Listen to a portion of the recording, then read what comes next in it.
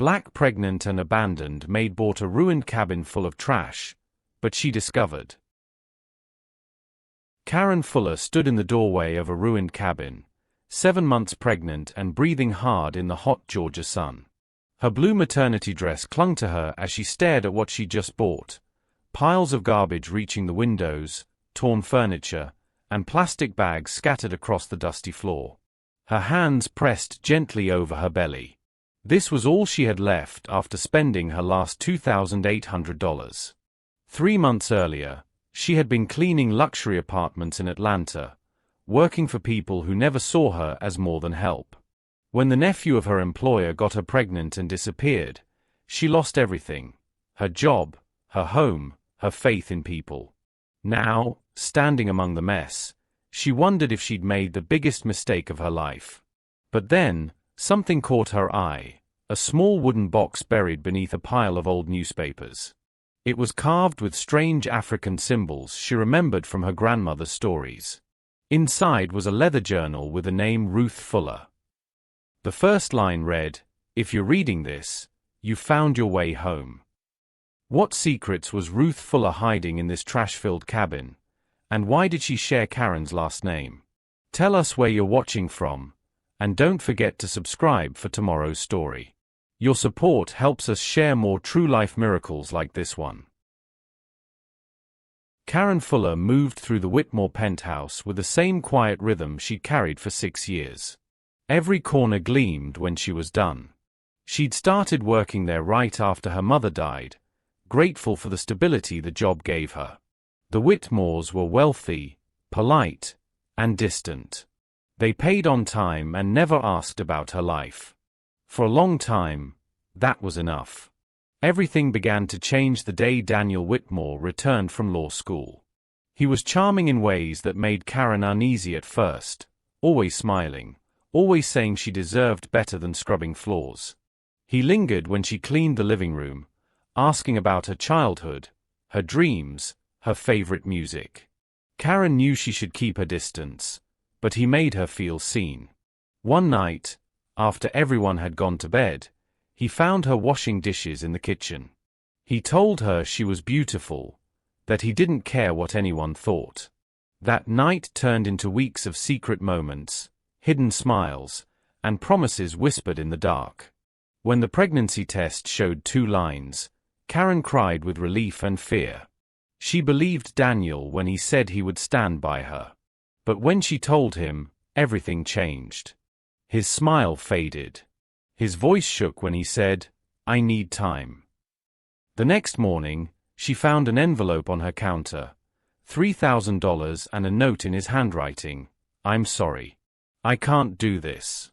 Her hands trembled as she read the note over and over. By noon, Mrs. Whitmore asked her to come upstairs. Karen expected questions or maybe concern, but the woman's tone was calm, almost rehearsed. "Karen, we think it's best if you take some time away," she said. The tight smile that followed was the last thing Karen saw before she packed her things. By evening, she was out of the penthouse, jobless and heartbroken. In the days that followed, doors kept closing. Potential employers called the Whitmores for references, and suddenly, the position was filled. Her savings vanished on rent and food. Landlords wanted proof of income she no longer had. At night, she sat on her thin mattress, staring at the cracked ceiling, feeling her baby kick. She whispered promises that she would find a way, even if she didn't believe it herself. One night, while scrolling through her phone, she saw a listing that made her pause: fixer-upper cabin in rural Georgia. $2,800 or best offer. Sold as is with all contents included. The photos showed a small wooden house surrounded by trees, its roof caving slightly, but sunlight cutting through the leaves. It looked broken, but also quiet. No neighbors. No judgment. She didn't think about the risks, only that the price matched what she had left. When she called the number, a young woman answered. Her voice sounded unsure, almost startled that someone was interested. "You're sure you want it? Sight unseen?" she asked. Karen hesitated, then said yes. The woman gave her directions and said softly, "I think you'll find what you're looking for there." The call ended before Karen could ask what she meant. 2 days later, Karen packed everything she owned, 2 suitcases, a box of baby clothes, and a few photos, into her rusted Honda. She drove away from Atlanta before dawn, the skyline fading in her rearview mirror. Her heart was heavy, but the open road brought a quiet strength. Miles of pine trees and rolling hills replaced the noise of the city. By the time she reached rural Georgia, her back ached, and her hands were stiff from gripping the wheel. The directions led her down a narrow dirt road that twisted between tall oaks. When she finally saw the cabin, her chest tightened. The porch was collapsing, the windows cracked, and trash was scattered across the yard. Still, something about it made her stop. It looked like the last hope of someone who refused to give up. Karen turned off the engine and sat for a long moment, listening to the wind in the trees. Her reflection in the cracked side mirror showed tired eyes but a spark of determination. She touched her belly and whispered, "We can do this, baby girl. It's not much, but it's ours." She stepped out, dust rising around her shoes, and unlocked the door. The smell of dust and decay rushed out, making her cough. The floor creaked beneath her feet. Trash covered every surface: magazines, broken chairs, piles of plastic bags spilling their contents. She took a slow breath, her heart sinking as she realized what she'd done. The cabin wasn't just dirty, it looked unlivable. Karen stood in the doorway, surrounded by the wreckage, her future uncertain. She had nothing left to return to. But somewhere deep inside, something told her to stay. The cabin was ruined, but so was she, and maybe that was a place to start. She took another step forward into the mess, unaware that buried beneath the trash was a story that would change everything she believed about herself and where she came from. For the first 2 days, Karen barely made progress. Every time she lifted a pile of trash, more dust filled the air, and the smell of mold clung to her clothes. She wore gloves, a mask, and determination. What she thought would be pure garbage began to surprise her. Beneath the plastic bags and newspapers were sealed boxes, each wrapped carefully as if someone had packed them with purpose, not neglect. By the 3rd morning, the cabin felt less like a dump and more like a puzzle. Karen started grouping the trash, old clothing here, rusted metal there. Every time she moved something, she found a hint of intention beneath the chaos. Under one pile of torn magazines, she discovered another wooden box, smaller than the first but carved with the same African symbols. Inside were yellowed photographs, women holding newborns, smiling proudly in front of this same cabin, decades earlier. Some wore dresses from the 1960s and 70s. On the back of one photo, written in neat handwriting, were the words, "Delivered safely, mother and child strong, R. Fuller." That night, Karen couldn't sleep. She sat by the window with the journal she had found earlier and began to read. The first entry was dated March 12, 1962. The handwriting was elegant, steady. "Today I left Atlanta. I could not stay another day in that house pretending to be less than human. He said he loved me, but love shouldn't make you hide. They would never let us be a family. So I came here, to this land my mother once tended before it was taken from her. I will build something of my own, with my hands, even if it kills me." Karen turned the pages carefully.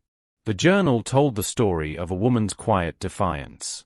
Ruth Fuller had worked as a domestic worker in a white household in Atlanta. She had fallen in love with the son of the family, and when she became pregnant, his parents had forced him to end things. Ruth had been sent away with a few dollars and humiliation heavy enough to last a lifetime. Instead of disappearing, she took a risk, buying this piece of land in rural Georgia, determined to make it hers. Another entry read, "The nights are cold. I sleep by the fire and pray my child will be born safe. I have built the frame of the cabin. My hands ache, but I will finish. This place will be a home, not a secret. Karen could almost see her ancestor moving through the woods, hammering nails, mixing mud, cutting wood. A single woman in the 1960s building a house with her own hands. It didn't seem possible, but Ruth's words were steady and sure. Further into the journal, the tone changed. The handwriting wavered, and drops of ink smeared the paper. The snow came early. I have been having pains for 2 days. No one is here. I begged the Lord to wait until morning, but the child would not wait. The crying never came. Only silence. Karen pressed her hand to her chest as she read. Ruth's daughter had been stillborn during a winter storm. The next entries were filled with grief and self-blame. The world is quiet again. I buried her near the oak. I made her a cradle from cherry wood, though she will never use it. I could not save her, but I will save others. That line repeated through several pages, as though Ruth was convincing herself. I will save others. From that point, the journal transformed. Ruth began writing about training herself, learning to help women deliver safely. She wrote about watching midwives in nearby towns, memorizing herbal recipes passed down from elders, and teaching herself anatomy from borrowed books. She recorded every birth she attended, each one a victory. They call me Miss Ruth now. They say my hands are blessed. I tell them it is not blessing, it is care, and it is love. Karen spent the next few days cleaning deeper into the cabin. Beneath the trash in one corner, she found a small trunk. Inside were medical instruments wrapped in oilcloth, scissors, clamps, a stethoscope, and handwritten labels describing how to sterilize and use them. Another box contained jars of dried herbs, ginger, raspberry leaf, and lavender, all carefully preserved. The trash, she realized, was more like armor. It covered and disguised these valuable items from anyone who might break in or think the place worthless. Each discovery made her heart race. She was no longer just cleaning. She was uncovering history. By the 5th day, she had cleared enough space to find a large object wrapped in canvas and plastic near the far wall. It took effort to move it. When she finally peeled away the layers, she gasped. It was a cradle, hand-carved and smooth, dark cherry wood polished to a deep sheen. On its side were etched words, "For the next Fuller." Karen sank to her knees, tears burning her eyes. She traced the letters with her fingertips, feeling the connection to a woman she had never known. Somewhere between those carvings and the journal entries, she felt something shift inside her. The pain she'd carried from her own rejection and loneliness didn't vanish, but it began to make sense. Ruth had felt it too. Ruth had survived it and turned it into something that healed others. Karen opened the journal again, skipping ahead to later years. The handwriting grew older, more deliberate. They call me the midwife of the mountains. I have delivered more than 200 babies. Each mother leaves a piece of her story here, and I send her home stronger. One day, a Fuller woman will need this place. She will find it, and she will understand. Karen closed the journal and looked around the cabin. The sun had shifted through the broken windows, lighting the dust in golden streaks. The trash no longer looked like decay, it looked like layers of protection, preserving Ruth's legacy until it reached the right hands. That night, Karen sat on the floor beside the carved cradle, the journal open on her lap, her unborn child shifting gently inside her. She whispered softly, "We found her, baby girl. We found our way home." The morning was quiet except for the chirping of birds outside and the soft crackle of the old wood stove. Karen was sorting through another pile of boxes when she heard a faint knock at the door. Her heart skipped. She hadn't told anyone she was here. Slowly, she wiped her hands on her dress and opened the door. An elderly black woman stood on the porch, leaning slightly on a carved wooden walking stick. Her hair was silver and gathered neatly under a wide-brimmed hat. Her eyes were sharp but kind, studying Karen as though she already knew her. "You must be the new Fuller," the woman said, her voice steady and full of quiet strength. "I was wondering when you'd get here." Karen hesitated. Yes. My name's Karen Fuller. How did you?" The woman smiled. "Child, I'm Dorothy Washington. Ruth delivered me 72 years ago, right here in this very cabin. I've known about you since the day the property listing went up." Karen blinked, unsure if she'd heard right. "Ruth Fuller? You mean the woman in the journals?" Dorothy nodded. "The same. She brought me into this world with her own 2 hands. Ruth was more than a midwife. She was a lifeline to women in these parts. Poor, rich, it didn't matter. She made sure no mother was left alone." Karen motioned for her to come in. Dorothy stepped carefully inside, tapping her walking stick lightly as she took in the space. "Looks different," she said, glancing around. "You've already cleared a good bit. Ruth would be proud." Karen sat opposite her. "You said you knew about me. How?" Dorothy's smile softened. "My granddaughter handled the sale of this place. The young woman who answered your call, that was her. She's the one Ruth trusted to watch over this land after she passed. Ruth left instructions. The cabin could only go to a Fuller woman in need. No one else. We kept it quiet, so it wouldn't end up in the wrong hands. The trash you saw, that was part of the plan. Kept away investors and nosy folks who only saw dollar signs." Karen stared at her in disbelief. "You mean it was all done on purpose?" "That's right," Dorothy said. "Ruth was smart. She knew the world doesn't always value what's precious. She told us to make the place look worthless, so only the right person would look past the mess." Karen felt her throat tighten. "But why me? I didn't even know her." Dorothy leaned forward, her eyes searching Karen's face. "You carry her name, don't you? Fuller. Ruth said one day another Fuller woman would come here, carrying more weight than she could bear. Said she'd need a safe place to rest and rebuild. When you called, my granddaughter said she could hear something in your voice, something Ruth would have recognized." Karen's eyes filled with tears. "I thought I was just buying a broken cabin. I didn't know it was waiting for me." Dorothy reached into her tote bag and pulled out a worn leather photo album. She opened it on the table, revealing black and white pictures of Ruth through the years, young and fierce-looking with hammer in hand, then older, surrounded by smiling mothers and babies. Later photos showed her standing outside the same cabin, gray hair under a scarf, still proud. "She never stopped giving," Dorothy said quietly.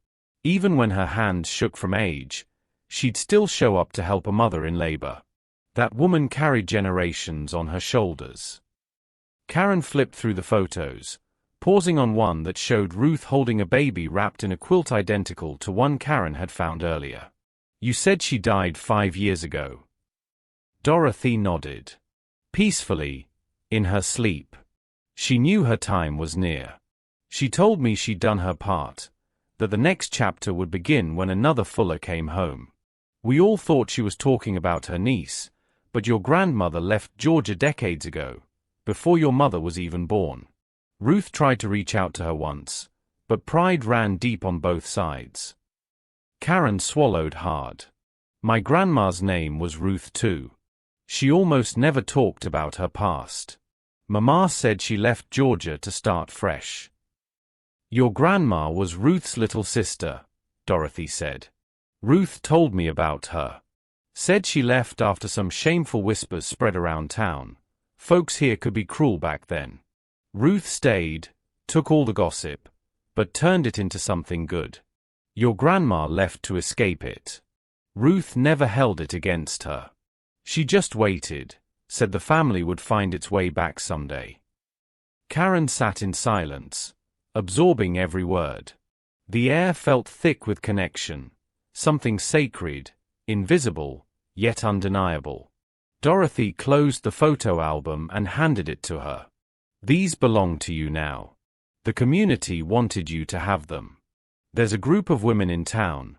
Mothers Ruth helped years ago. They're all old now, but when they heard you were here, they said they'd like to meet you. Said Ruth always believed in cycles. That what one woman starts, another finishes. Karen brushed her hand over the worn leather cover. I don't know if I can live up to her legacy. Dorothy chuckled softly. Ruth didn't ask for perfection. She asked for courage. You've already shown that by coming here. Outside, the afternoon sun began to dip low, sending warm light through the cracked windows. Dust sparkled in the air like faint reminders of the past still clinging to the present. Karen looked around the cabin again. The piles of trash she hadn't finished clearing, the boxes she hadn't opened, the cradle marked for the next fuller. Suddenly, it all made sense. What she had thought was a burden was actually protection, left by people who cared enough to hide something precious from the world until it reached her. She turned to Dorothy, tears glistening on her cheeks. This place saved me before I even knew it existed. Dorothy smiled and placed her weathered hand over Karen's. Ruth always said home isn't where you start, it's where you heal. You were meant to find this place, Karen. And maybe now, it can find life again through you. Sunlight poured through the cabin windows, catching dust motes that shimmered like tiny stars as Karen lifted the final trash bag onto the porch. The air felt lighter, freer, like the place itself had been holding its breath, waiting for her to finish. Every box she opened now revealed more of Ruth's world. Carefully folded linens, handwritten notes, and shelves lined with glass jars labeled in fading ink. Under an old quilt, Karen discovered a stack of bound notebooks, their edges worn but their writing still crisp. The first page read, "For the women who will come after me, may you find strength in service." It was Ruth's handwriting. Inside, the journals held decades of wisdom, recipes for herbal teas to ease nausea, detailed notes about childbirth techniques, and reflections on the women Ruth had helped bring life into the world. Karen sat at the table for hours, her hand resting gently on her belly, reading about each birth as if Ruth were speaking directly to her. The entries carried warmth and calm, practical guidance mixed with heartfelt care. Every mother carries her own story, one note read. Our task is to listen before we act. As days passed, Karen unearthed handmade quilts carefully packed in cedar boxes. Each one told a story through its patterns and colors. A faded tag on one corner read, "Born at dawn, mother and daughter strong." Another bore the stitched initials of grateful families. Alongside them were bundles of letters, thank you notes, photos of babies now grown, and cards celebrating milestones. Karen realized the cabin wasn't just a home. It had been a place of healing for generations. The thought filled her with both pride and humility. Word spread through the small town that someone was restoring Miss Ruth's place. One afternoon, two young women knocked at her door, both nervous but hopeful. They explained they were expecting but couldn't afford proper prenatal care. They had heard Ruth once helped women like them. Karen hesitated, her heart racing. She wasn't a midwife. But she invited them in, offered tea, and shared some of Ruth's writings. I'm no expert, she told them, but Ruth left enough knowledge to guide us. Maybe we can learn together. The visits became regular. More women came, bringing stories and questions. Karen taught them from Ruth's journals, how to brew calming herbal mixtures, how to prepare a clean birthing space, how to care for themselves before and after labor. Her words were uncertain at first, but with every visit, her confidence grew. Dorothy often came by, carrying a basket of food or just to sit and talk. She shared memories of Ruth's early days, how she had trained herself by observing doctors at the local clinic, then combined what she learned with healing traditions passed down from her ancestors. Ruth believed knowledge didn't belong to just one kind of medicine, Dorothy said. She built bridges between what she learned and what she felt was right. Together, they began restoring the small birthing room in the back of the cabin.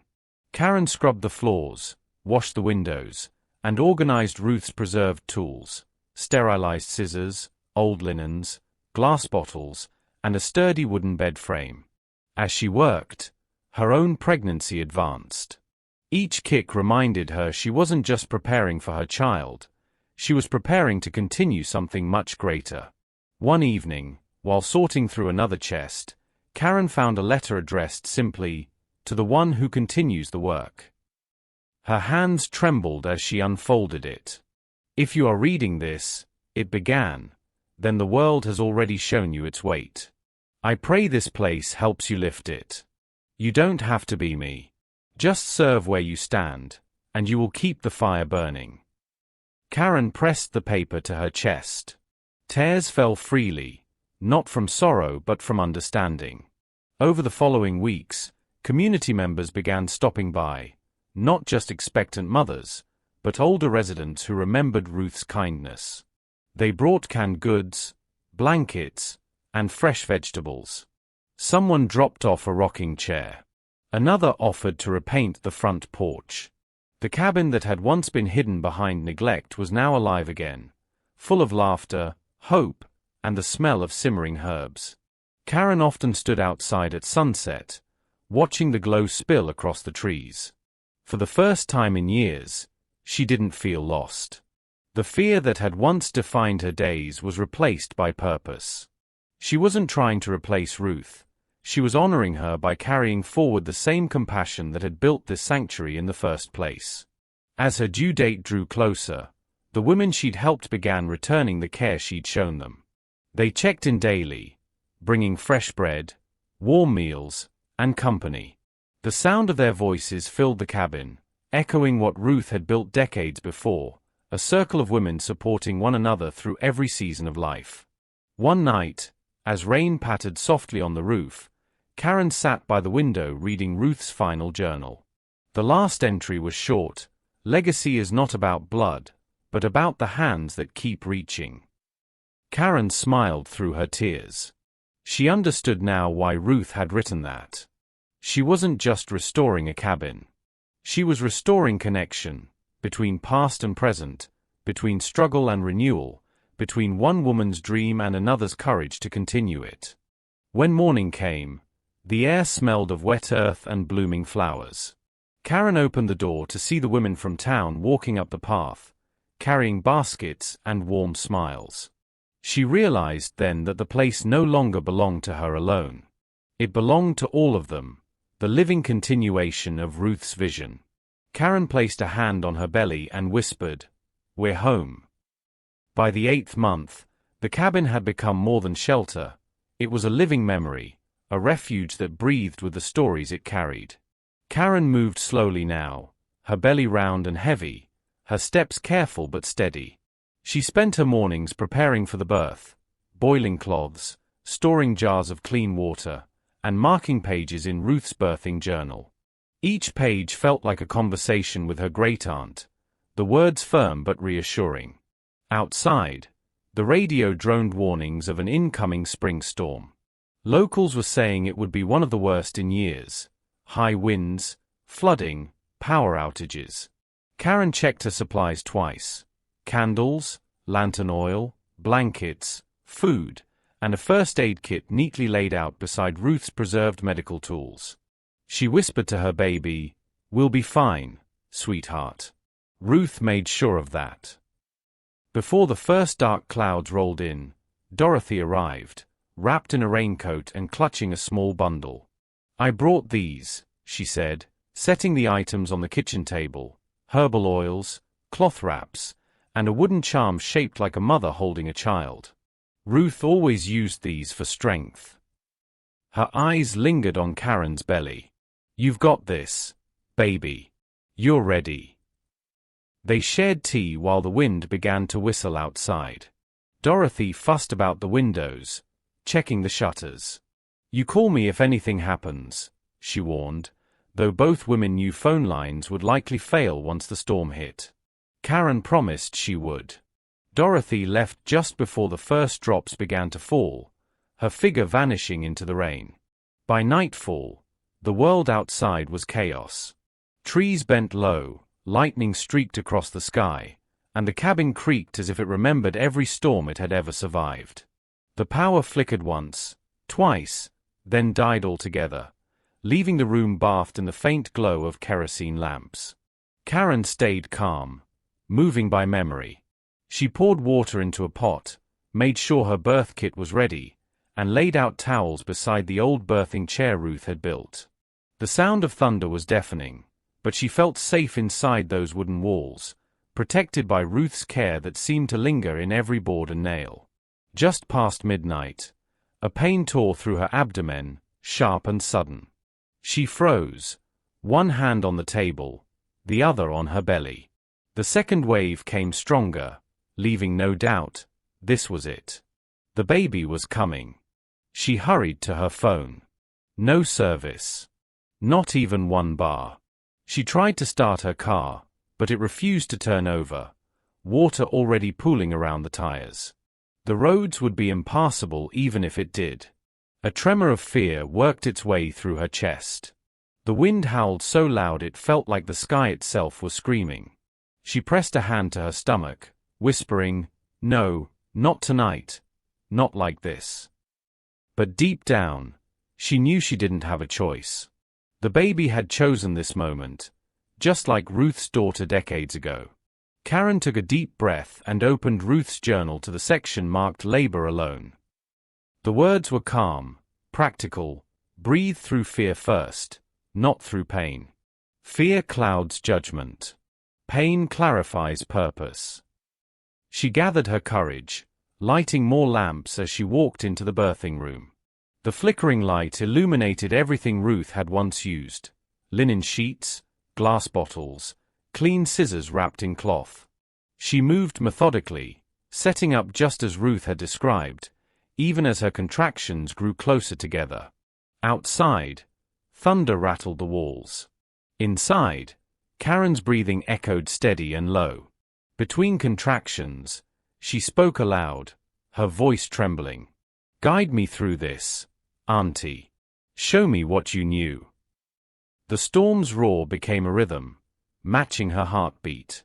She knelt beside the bed, gripping the edge during each wave of pain.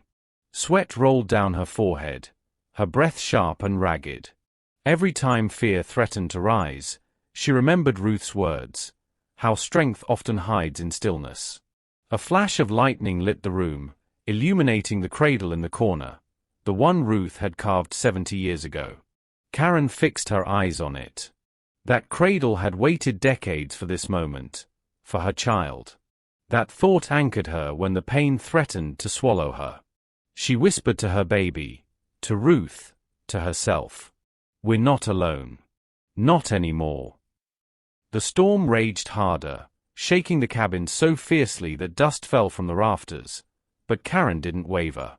Between each contraction, she checked her pulse, repositioned herself as the journal instructed, and sipped the herbal tea she had prepared earlier.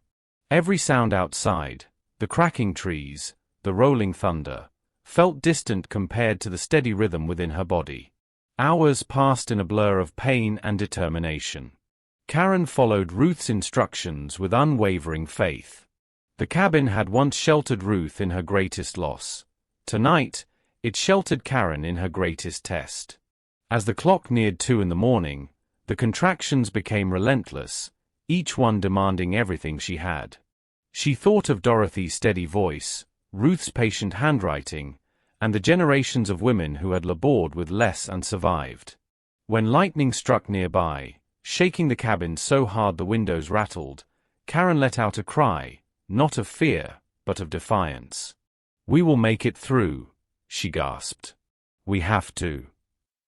The storm howled louder, but she no longer heard it as a threat. It was rhythm now, a storm outside answering the storm within. She braced herself for what was coming, knowing the night was far from over. The storm didn't let up. Hours blended into each other, marked only by lightning flashes that briefly revealed Karen's face, tense, damp with sweat, but determined. Her contractions came faster, sharper, giving her barely enough time to breathe between them. She kept Ruth's journal open on the small table beside her, its pages fluttering in the draft as if alive. Every word written decades earlier now became her guide. Change positions when the pain traps you. Breathe deep, even when it burns. Drink when your hands shake. She obeyed, moving between the chair and the bed, gripping the edge of the table when pain tore through her body. The herbal tea she brewed earlier sat warm beside her lamp. Each sip gave her a small surge of energy. At times, her courage wavered. Her body trembled, her knees buckled. She whispered to the air, to the memory of Ruth, to every mother who had ever fought this battle alone. "Help me stay strong," she said, voice cracking. She didn't see Ruth's ghost or hear voices. What she felt was deeper than that. It was the quiet assurance that she was part of something greater, something unbroken. Thunder boomed so loudly that it rattled the lamp. Karen pressed a damp cloth against her forehead and forced herself to focus. Her breath came out in short bursts, but she remembered Ruth's instructions. Let the breath carry the pain out. Don't fight it, guide it. In her mind, she saw faces. Not vividly, but as feelings, women Ruth had helped through birth in homes smaller than this one, some frightened, some brave, all enduring. She felt them near her in spirit, not haunting but comforting. Their presence was strength, reminding her she wasn't the first, and she wouldn't be the last. Lightning flickered again, and for a brief second, she saw the cradle gleaming in the corner. Her heart clenched at the sight of it, the one Ruth had carved with care and sealed away for decades. "It waited for you," Dorothy had said. That thought steadied her. By 3 a.m., she entered the hardest stage. Her screams mixed with the storm's voice outside. The pain was beyond words, stretching through every muscle, every breath. She wanted to give up, but something inside refused. She reached for Ruth's journal again, turning to a page she hadn't read before. It was dated January 4, 1963. The ink had bled slightly, but the words were still clear. "I birthed my baby girl tonight, alone." She didn't cry. I begged her to, but she didn't. I thought it would destroy me, but I learned something. Pain is the doorway, not the destination. Your strength is greater than you know.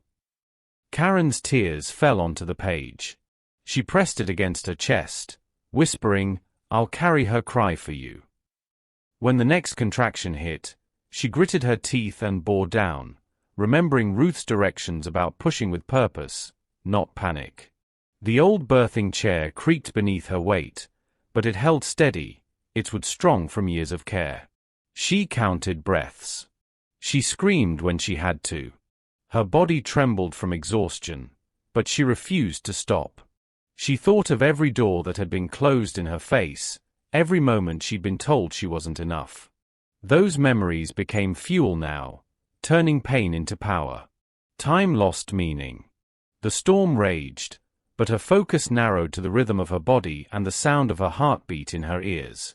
When she thought she had nothing left, she heard Ruth's words echo again in her mind, "Your strength is greater than you know." Outside, dawn began to break. The thunder softened, and the light filtering through the cracks in the shutters turned golden. The storm was passing, but inside the cabin, another storm reached its peak. Karen let out a deep, guttural cry as she gave the final push. Then came silence. For one suspended moment, the world stopped moving. She stared down, chest heaving, heart pounding in her ears. And then, one sharp, piercing sound filled the room. A cry. Karen gasped and began to sob, laughter and tears mixing freely. She scooped the slippery, tiny body into her arms. Her baby was alive. Strong. Beautiful. "Hey, little one," she whispered, her voice shaking. "We did it." She followed Ruth's journal carefully, cutting the cord with the old scissors that had waited in their cloth wrap all these years. She cleaned her daughter, wrapped her in one of Ruth's handmade quilts, and kissed her forehead. The baby's eyes fluttered open for a moment, dark and curious. Karen looked around the small birthing room, lamplight flickering, storm water dripping faintly through the roof, and smiled through her exhaustion. Everything Ruth had left behind had served its purpose. She carried her daughter to the cradle, tracing the carved letters on its side, for the next Fuller. Gently, she laid the baby inside, resting her hand on the small chest rising and falling with steady breaths. Her tears came again, softer now. "Welcome home, Ruth Dorothy Fuller," she whispered, naming her daughter for the two women who had guided her through everything, one from the past, one in the present. The storm had passed. The cabin, once filled with trash and grief, now echoed with new life. Karen sank into Ruth's old rocking chair, her baby wrapped in warmth, the morning light finally spilling through the windows. For the first time in years, Karen didn't feel abandoned or afraid. She felt chosen. She closed her eyes, holding her daughter close, listening to the rain easing into silence. The cradle creaked softly as if approving, its purpose finally fulfilled. By morning, the world outside was still. The storm had spent itself, leaving behind branches, puddles, and a silence that carried both relief and renewal. Inside the cabin, Karen woke to the soft coos of her baby. Sunlight filtered through the cracks in the shutters, catching tiny motes of dust that looked like suspended gold. The air smelled of rain and new beginnings. Her body ached, but her heart was steady. She looked at her daughter, swaddled in Ruth's quilt, and whispered, "You're everything I needed." A knock startled her. It was faint at first, then stronger. Karen hesitated before opening the door, half expecting the wind. But there stood Dorothy Washington, wrapped in a raincoat, her carved walking stick in hand, her face wet with tears and rain. "Child," she breathed, voice trembling, "you did it." Karen nodded weakly, eyes welling. Dorothy stepped inside and froze when she saw the baby sleeping in the cradle. She pressed a hand to her chest. "Ruth knew," she said softly. "She prepared everything for you. She knew you'd find your way here when the time was right." Dorothy knelt beside the cradle, her fingers trembling as she touched the carved edge. "This cradle, it was built before I was born." She said one day another Fuller baby would sleep in it. She was sure of it. Tears streamed freely down her cheeks. Karen held her hand, saying nothing, just letting the silence speak for both of them. By midday, word had spread. Cars and trucks began to arrive, wheels splashing through puddles, engines cutting off in the yard. One by one, neighbors appeared, mostly elderly women wrapped in shawls, men with kind eyes, young mothers holding their babies close. They carried baskets of food, blankets, jars of honey, warm bread. When they stepped inside and saw the baby, the mood shifted from worry to celebration. They surrounded Karen with smiles and tears, their voices full of gratitude. "Ruth delivered my twins in this very room," one woman said, holding Karen's arm. "She saved my life when the hospital turned me away." Another woman added, "She helped my daughter. Never took a penny she didn't earn. Said every life she helped bring into this world was payment enough." Karen listened, overwhelmed. Each story painted a picture of Ruth Fuller not just as a midwife, but as a cornerstone of the community, a woman who built safety where the world had denied it. Later in the afternoon, a small group of women entered carrying a large woven basket. The sight of it drew gasps from the older ones. Dorothy smiled through tears. "The Fuller basket," she whispered. "I never thought I'd see it again." Karen frowned slightly. "What's that?" Dorothy motioned for the women to place it on the table. The basket was made of sweetgrass, its weave strong but aged, lined with fabric stitched in different patterns. "This basket has been passed from mother to mother," Dorothy explained. "Each woman Ruth helped left something inside, a gift for the next. It's been hidden all these years, waiting." Karen lifted the lid slowly. Inside were dozens of small, meaningful items: a baby rattle carved from bone, a silver pendant, a folded quilt square with a name stitched in the corner, letters tied with ribbon, and tiny keepsakes, tokens of gratitude and hope. Her fingers trembled as she lifted one letter. The handwriting was old but neat. It read, "For the woman who finds this home when she needs it most, know that we are with you." Karen pressed the letter to her chest, tears falling silently. "They all knew," she said softly. Dorothy nodded. Ruth didn't just save lives. She planted something that kept growing, even after she was gone. As the day went on, the cabin filled with laughter, stories, and the smell of food. The air that once carried the stench of rot now held warmth and life. Karen felt the walls themselves remembering their purpose. While the women tended to the baby, Dorothy pulled out a folder she had brought with her. Inside were papers, official ones. "Ruth didn't leave just the cabin," she said. "She left the land around it too. 5 acres. And a small savings account." Karen's eyes widened. I didn't know." "She made sure whoever came next would have a start," Dorothy continued. "It's not much, but it's enough to keep this place alive. She earned it through her work. Every dollar came from a birth she helped bring safely into the world." Karen's hands shook as she took the papers. She felt the weight of responsibility and blessing all at once. "She really thought of everything," she whispered. Dorothy nodded. She wanted to make sure no Fuller woman ever felt as lost as she once did. That night, after everyone left and the baby slept peacefully, Karen sat by the window, watching the moon rise over the soaked earth. The reflection of lamplight danced across the wooden walls now cleared of debris. The cabin no longer looked like a forgotten place. It looked alive. Karen realized the meaning of everything Ruth had done. The trash wasn't decay. It had been protection. The journals, the cradle, the basket, they weren't just relics. They were tools, waiting for the right hands. She looked at her daughter, her voice soft. "We're home. But we're also part of something much bigger." The next morning, Karen began reorganizing Ruth's things, keeping the midwifery supplies clean and ready, setting aside space for the community mothers who might visit. She wasn't trying to replace Ruth. She couldn't. But she could continue what Ruth started. From that day, the cabin changed again. Women began stopping by for advice, for tea, for comfort. The walls heard the sound of babies crying and mothers laughing once more. The land that had once been silent now echoed with life. Karen understood now. Ruth hadn't left her a house. She'd left her a mission. The trash had hidden treasure, but the real legacy wasn't what was found, it was what she chose to build from it. As the wind brushed through the trees outside, Karen whispered a quiet thank you. The Fuller legacy lived on, not as memory, but as action. The cabin, once broken, had found its heartbeat again.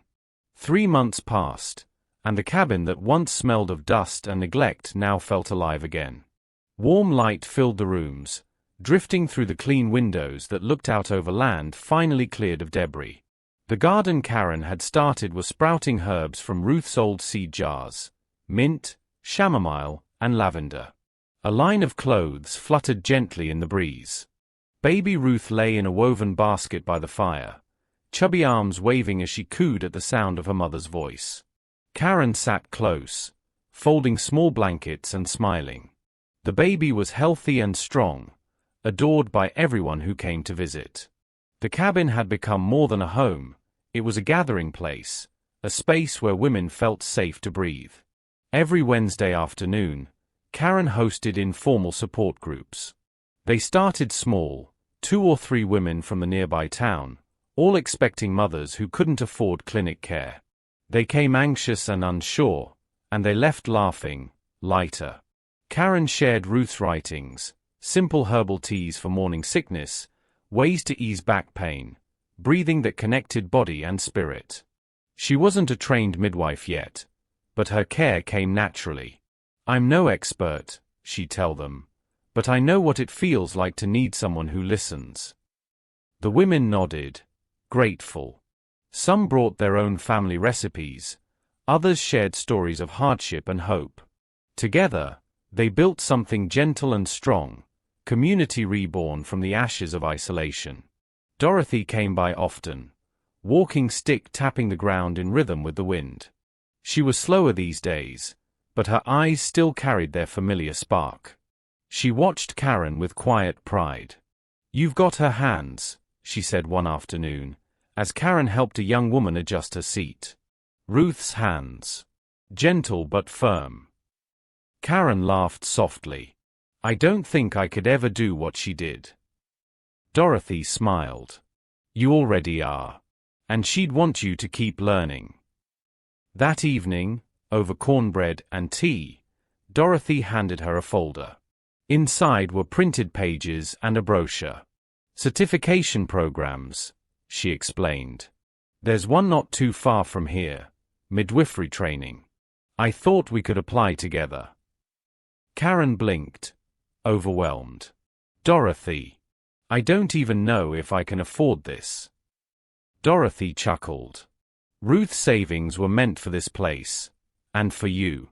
I think she'd call this a worthy investment." Karen looked at the form, the seal of the training center at the top. For the first time, she saw her path not as chance, but as calling. "Let's do it," she whispered. The weeks that followed were filled with quiet joy. Karen studied at night while baby Ruth slept beside her, the sound of the crickets outside steady as breath.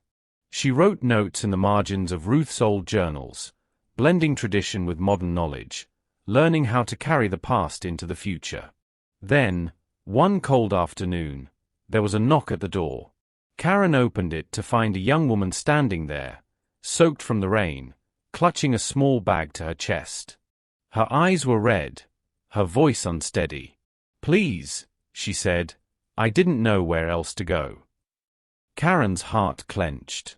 The girl couldn't have been more than 19. She was clearly pregnant, trembling from exhaustion. Without hesitation, Karen opened the door wider. "You're safe here," she said softly. "Come in and rest." She led her to the fire, wrapped her in a blanket, and made her tea with honey and ginger. The girl began to cry quietly, her words spilling out between sobs. No family, no job, no place that would take her in. Karen listened without interruption. When the girl finished, she simply said, "I know how that feels." The girl looked up, surprised. Karen smiled gently. 3 months ago, I stood where you are now. This cabin saved me. You can stay as long as you need." The young woman's tears turned into quiet laughter of relief. "Why would you do that for me?" she asked. Karen touched her hand. "Because someone once did it for me." That night, Karen rocked baby Ruth to sleep while the young woman rested in the next room. The firelight flickered across Ruth's journals on the table, their pages worn and full of life. The house was silent except for the crackle of wood and the baby's slow breathing. Karen thought of the generations before her, the women Ruth had helped, the stories that had filled this cabin with meaning. She realized she was no longer living in someone else's legacy. She was building her own within it. Later, she sat in Ruth's old rocking chair, journal open on her lap. Her daughter stirred, making soft sounds, as if sensing what her mother was about to do. Karen flipped to the very last page of Ruth's writing. There, in Ruth's faded hand, was the message she had written decades ago. "A fuller will come who carries both struggle and strength. She will know pain, but she will not be broken. She will restore what was meant to endure." Karen exhaled, tears slipping quietly down her cheeks. The words felt like a whisper from across time, not haunting, but guiding. She turned the page and began her own. The pen felt sure in her hand. For the next Fuller who needs to know. You are expected. You are prepared for. You are home. The fire crackled softly as she wrote. Outside, the moon rose over the fields Ruth once walked, and the wind hummed through the trees like a familiar voice. Karen closed the journal, kissed her daughter's forehead, and whispered, "We'll keep it safe until she arrives." The cradle creaked gently beside her, the same rhythm Ruth once rocked. The circle was complete, pain transformed into purpose, solitude into belonging. And somewhere deep within the cabin's wooden heart, the legacy breathed again, steady and eternal. The sun lowered gently over the Georgia horizon, brushing the cabin in soft gold. Karen sat on the porch, rocking slowly with baby Ruth in her arms. The air was calm, carrying the scent of wet earth and wildflowers after the stormy season. Around her, laughter echoed, the women from town, their children, Dorothy, and the elders who once came to Ruth for help. The cabin that had once been guarded by trash and decay now stood strong and whole, its windows gleaming, its porch lined with blooming pots that the community helped plant. Karen looked out at the people gathered, some chatting near the fence, others holding trays of food, everyone sharing stories. The air was filled with warmth and purpose. The old fear that once clung to the property had vanished, replaced by something brighter. Dorothy stood beside her, cane tapping softly against the porch boards. "Ruth would have been proud," she said with a smile. Karen looked down at her daughter, whose tiny fingers curled around the edge of her mother's shirt. "I think she knows," Karen replied. "She left all of this waiting for us." Dorothy nodded. "She sure did. But you're the one who brought it back to life." The crowd began to gather closer, wanting to take a glimpse of baby Ruth. One by one, they offered blessings, whispers of gratitude, soft prayers, gentle hopes for her future. Karen's heart swelled as she realized what she had rebuilt wasn't just a home, it was a heartbeat that belonged to everyone here. The porch light flicked on as evening deepened, glowing warm against the wood. A child ran up and handed Karen a small bouquet of wild daisies. She tucked them beside her, right next to Ruth's tiny hand. For a moment, Karen looked around. The cabin that had once felt like an ending now stood as a beginning. Every board, every stone, carried stories of love, endurance, and renewal. The circle was complete. She whispered softly, as though speaking to Ruth herself, "Your work's still alive." It didn't end, it just changed hands. The wind rustled through the trees, almost in reply. Karen smiled, tightening her hold on her daughter as the community laughed and talked around her. The camera could have lingered there, a mother, a child, and the home that waited 70 years for them to arrive. If this story touched your heart, please subscribe to our channel and hit the notification bell. We're sharing another powerful story tomorrow that you won't want to miss. Tell us in the comments where you're watching from and share how this story moved you. Your support helps us keep telling stories of hope, resilience, and unexpected blessings. Remember, what looks like trash to some might be treasure to the one who's meant to find it.